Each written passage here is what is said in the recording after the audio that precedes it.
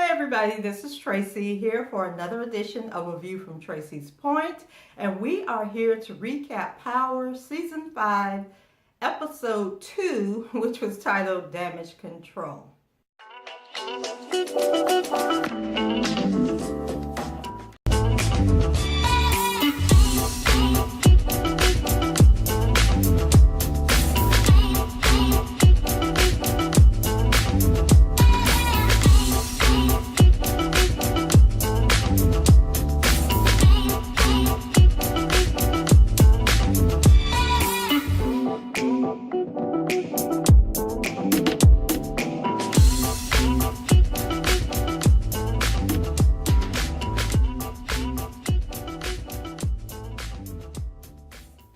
So before we get started, I want to wish everybody a happy Monday. Hope that your day got started off well, because you know if you have a good Monday, you're guaranteed to have a great week. So let's get into this mess. I don't know about you guys, but this second episode was sort of like a filler episode. Like there was just so much ridiculousness going on. I don't know if the writers don't know what to write about. They're bringing up stuff from previous seasons that most of us have, kind of like forgotten about. And that's kind of what happened in the opening of the show, because when it opened up, it was some people out on a dock. And I think 3 guys arrived to the dock, and then they were greeted by these other guys.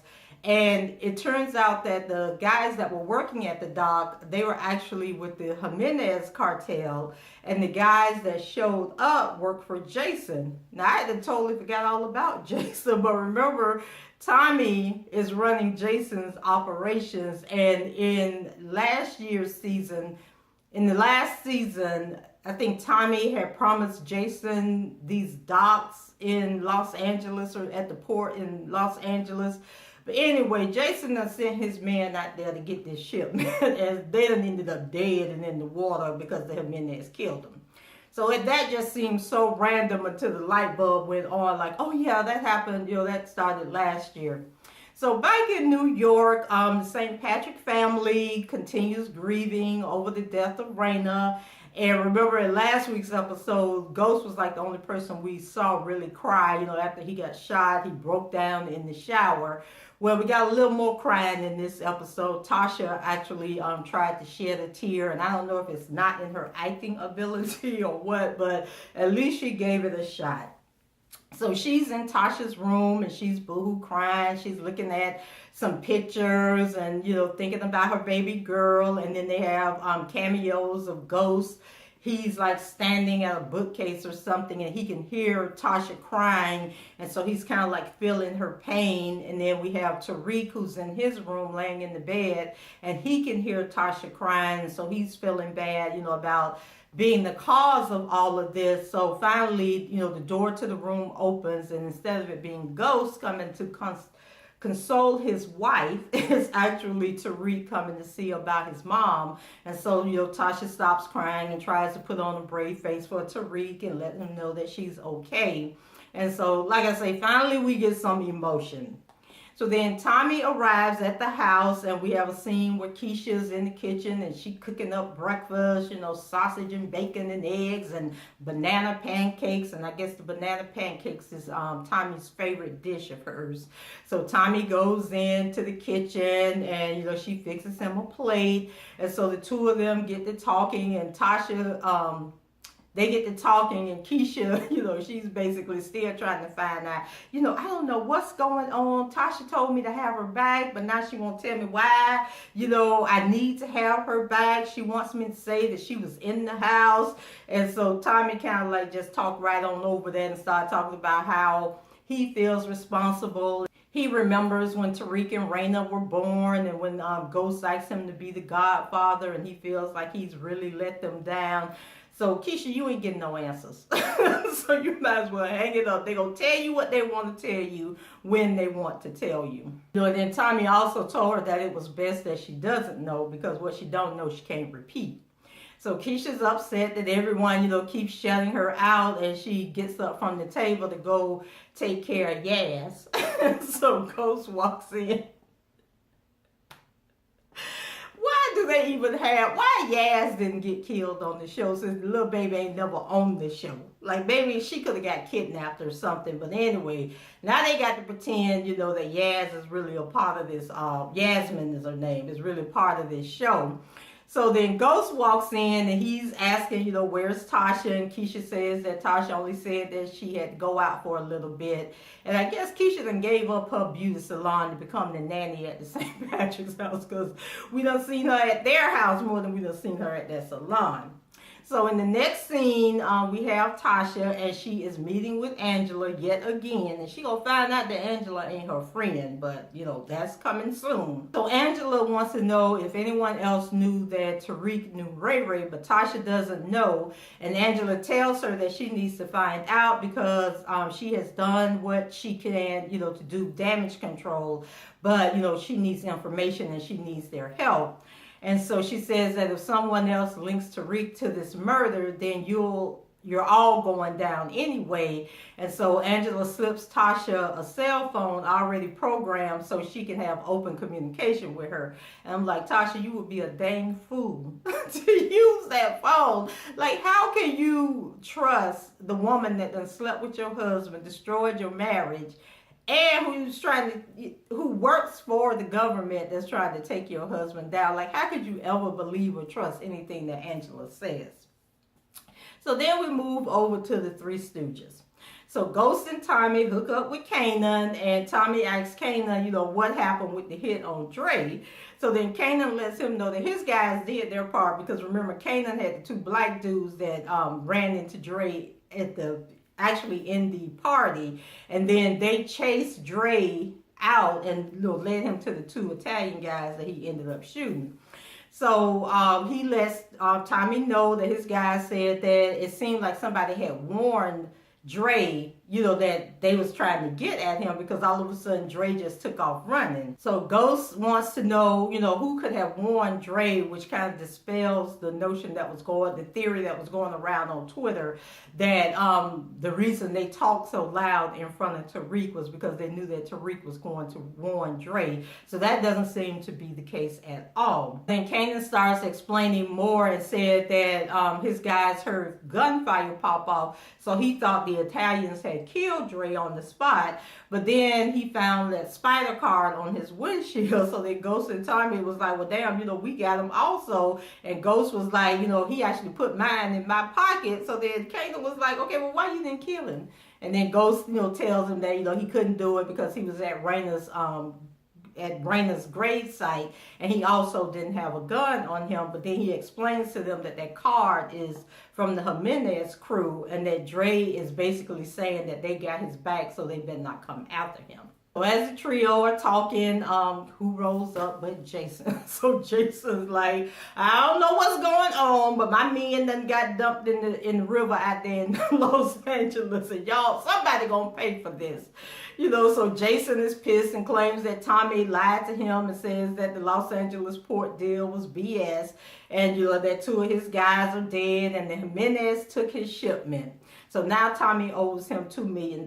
So Ghost turns and looks at Kanan, and they listening to Jason like, what the hell going on? So then Jason, puts Tommy on Front Street. It was basically like, I don't know what would give me more satisfaction, getting my money or killing you. And then, he basically says in front of Ghost, like, I told you to stop messing with Ghost, but here y'all are again. So I tell you what I'm going to do. I need all three of y'all to go get my money, take care of this situation. And basically he wants them to kill the Jimenez crew. So, Tommy assures Jason that he's going to take care of the Jimenez, and Kanan looks over at Tommy, and then him and Ghost look at each other like, is this Negro crazy? So Jason, wants them to get rid of the Jimenez and get him his money back. So then Jason, he recognizes Ghost, but he don't know who Kanan is. So he's like, basically, who are you? So then Kanan was like, well, I'm an old friend. He said, okay, well, old friend, now you in on this too. So I need the three of y'all to take care of this situation. So Ghost tells Jason, trying to kill the Jimenez is like suicide mission. But Jason don't care. He walks away and says, I'll let you know when the shipment comes in. Basically, I don't care what y'all got to do. Take care of this situation. So Ghost tells Tommy that he wants to kill Dre, not another connect. And Tommy says that, he needed to stay alive. So he basically said whatever he had to say to get Jason off his back. And Ghost reminds him that they don't have access to the Jimenez and that this ain't Lobos or Milan, that they need an inside guy. So Kanan chimes in and says that, Dre gonna get them into see the Jimenez, and then they gonna kill all of them. It's just like, oh my God. He like, we gonna kill the Jimenez, and then we gonna kill that MF of Dre. And so everybody gets what they want in the end. So then Tommy adds in his thoughts and asks if Ghost is in. And Ghost like, well, do I have a choice in the matter? Next we go over to Diego Jimenez, and something is wrong with Diego, so they really need to. I mean, we thought that Lobos was crazy, but something is seriously wrong with Diego. So Dre walks in to the penthouse, and Diego is having sex with two women. He having a menage a trois. So as Dre is about, to step out and be like, oh, I'm sorry, man, I didn't mean to come into this, Diego tells him, no, hold on, I want you to look at this. I'm almost done. So Dre's standing there with the bodyguard, he looking all uncomfortable, like, man, this ain't what I came here to see. So after Diego is done, he walks, not butt naked, walks over to Dre, and Dre looking at him like, oh my God, man, I don't want to see this. So that he puts on a robe and explains that he has a big shipment coming in and he's counting on Dre to make his money that he lost at a previous raid. And so Diego also wants to know when Karen Bassett is going to give Dre control of the clubs. And so I'm still trying to remember what the whole situation is with the clubs. Like, did Ghost lose the club? Was that part of the deal with Simon where Tasha took that money from him and used the club as collateral? Guys, if y'all know what the deal is with that club, can somebody please leave it in the comments and let me know? Otherwise, I'm gonna have to go back and watch all of season 4, and I'm really not trying to do that. So Dre assures Diego, that he has everything under control and he's taking care of business. So meanwhile, Angela is leading a strategy meeting with her group to find out who murdered the head of the Toros Locos gang. And she hopes that it will lead them to whoever the connect is. And if y'all remember, or if I'm remembering correctly, this is the guy that, remember, Tommy and Ghost killed the guy and they stapled him all to the chair and everything before shooting him and killing him because they had pictures of some guy that had a whole bunch of nails in him. And, they were basically like, whoever did this is like sadistic and crazy. And then I think John Mark was like, oh, they left their calling card, and they wanted people to know, like they were sending a direct message with this, like not knowing that it was just Tommy and Ghost. And so then Mark also adds that criminals gossip like teenagers, so eventually somebody's going to talk. So back in their office, Cooper, Mark, and Donovan, I think is the guy's last name, the black guy. So they go over the Maria Suarez statement and try to piece together who Ghost is, even though the woman that already said is St. Patrick. So they realized that Maria and her fiance Miguel were kidnapped the same night that Ghost opened up his club, Truth, which has a loading dock, and that this is where they believe that Maria and Miguel were taken.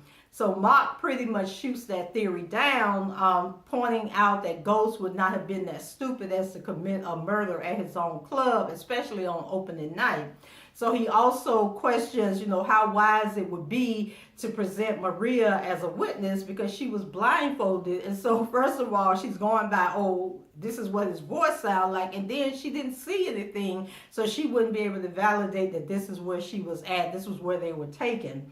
So basically, he punches holes in everything that they come up with and pretty much dismisses all the hard work that they've done.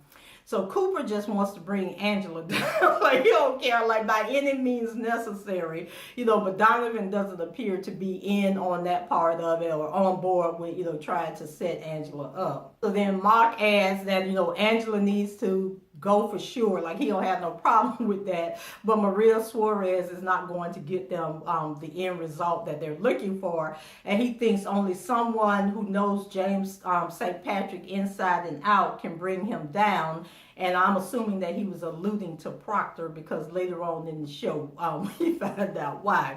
So Councilman Tate and Ghost are going over some fundraising goals, and I think he said that they want to hit $15 million, and then they can have like an official ribbon cutting and naming the building after Raina, and I think it was like Raina's legacy or something. So Ghost asks, how can he help? And Tate says that all of the unanswered questions around Raina's death, is bad for business, and people aren't going to want to donate. So he goes on and says that, it leaves open questions as to why a supposedly good guy, a good businessman who's clean, has no mob ties or anything, has a dead daughter, and that it's going to prevent investors from getting on board. So they need to solve Raina's murder and solve it quickly. So Tate wants Ghost and Tasha to do a press conference to help the NYPD get some leads, but Tate also says that the press conference will also help donors to open up their checkbooks. And, he's kind of like he leaves Ghost feeling backed into a corner, and Ghost says that, he'll talk to Tasha about it, but he's really not sure she's going to want to do it. So back at home, Ghost questioned Tasha's about her whereabouts from earlier, and she simply tells him that she had to run some errands. So she returns the question as he's getting dressed in the closet, and asks him, so where the hell you going? And these two are so crazy. So Ghost, lets her know that he has an errand to run also. Why don't they just screw and just get all this anger and animosity and mourning? And like, can y'all imagine Tasha and Ghost hooking up at this point, and just all the energy that will be released in that sex section? But anyway, he talks to her quickly about the press conference, but Tasha ain't having it. She's like, no, we're not doing that, because we could say the wrong thing and implicate ourselves, and we already know who killed Raina. So why would we get up there and say something that's going to set us up or going to reveal, that Tariq had something to do with it? So Tasha asked Ghost, the same question Angela asked her earlier, basically, who else knew about Ray Ray and Tariq knowing each other? And he says that Dre knew about it. So Tasha asks Ghost, she tells Ghost that he needs to ask Kanan if there was anyone else who knew. And Tasha also tells Ghost that she wants to send Tariq to that school, was it Shahusa? Shorts, whatever that private school was in Connecticut that he wanted to go to. And so Ghost agrees that, first he said no, he didn't want to let Tariq out of his sight, but then later on in the show he agrees that it might be for the best. So later on, Tasha and Ghost attend this grief support group. And it kind of reminded me of, if you guys watch the show The Chi that comes on HBO, where this boy was killed and his parents end up going to this grief counseling session. So y'all know I love to compare how these shows be having the same scenes going on. So they're sitting in this circle with other couples who have lost kids. And so there was one couple in particular that talked about their son, Luke, who was killed by a drunk driver. And the guy was basically saying that the guy, is still walking around free, still drinking, and how every night he goes to this liquor store and walks down the street drinking this bottle of liquor, so Ghost sitting over there like, So we already know that Luke's killer is about to meet his demise by the way that Ghost was looking, listening intently to this story. So then Tasha tries to talk, but then, as she starts speaking, she gets emotional, so Ghost grab her hand, like basically telling her to shut up. And so, she has this look on her face like, I am hurting inside and I need to get this out. And so it's just making her more frustrated and upset. Afterwards, they were on their way back to the house, and Tasha tells him, like, I need to talk to somebody, but Ghost insists that, that wasn't the time or the place, and that, people like them don't talk to other people about their problems. When they arrive back at their, the building that they live in, Tasha gets out of the car, and then Ghost calls Councilman Tate and tells him that Tasha, doesn't want to do the press conference, that she's not in the right state of mind at the moment. But Tate says to bring Tasha to this mixer that he's putting together at the last minute, and says maybe seeing their goal is to honor Raina, will get her to do the press conference and lift her spirits. So Ghost is still sitting in the car nursing a bottle of liquor when he decides to call Angela. Like, y'all, I am not ready for the Ghost and Angela hookup. Like, please don't revisit that situation. But Angela doesn't answer the phone, and he leaves a message, hey Angela, I'm not doing too good. Can you please call me back? Like, why is you going to Angela for comfort? Why not go to your wife who's hurting and in just as much pain as you are for some comfort? So back at the St. Patrick's house, Tasha is sitting in Raina's room again, looking at an old photo of the two of them when Ghost pops in the doorway, and Tasha asks him who else knew about Tariq and Ray Ray. So Ghost mentions Brains and explains that they could be in the clear. So Tasha says that they need to get Tariq away from Kanan and from all of it. And so he walks into Raina's room and says that he hasn't been able to come in there since she died. And Tasha responds, you can't come in and I can't leave. And so that's kind of like explaining, the tension in their whole relationship and the marriage. It's like they both want out, but they're connected to each other, but in different ways. So Tasha sends a text to Angela, which reads David Struthers, street name Brains. So Angela's at the office and she does a quick search on Brains in the system and sees that he's deceased. And she looks at the information and clicks on his arrest record, which leads her to looking at the profile of one of her close associates, Big Country, one of his close associates, Big Country, who is also deceased. So it's later on before Angela hears the message from Ghost, and while she's at a cafe, but she's waiting to meet up with Tasha again. So Angela reveals that what she found in the system about Brains and Big Country are that they're both dead, while they ended up getting killed while participating in a burglary, and that the case is still open. So Angela wants to make sure that neither Tasha or her family had anything to do with Brains and Big Country being dead. And Tasha says she knows nothing about it and tells her, no, I don't even know who these people are. And I'm just like, Tasha, why are you giving her the pieces to the puzzle? And maybe Tasha trying to set James up. Like, maybe that's her end goal, is to get Ghost out of the picture, and then she can run the whole drug business herself. I'm just not understanding what Tasha is doing.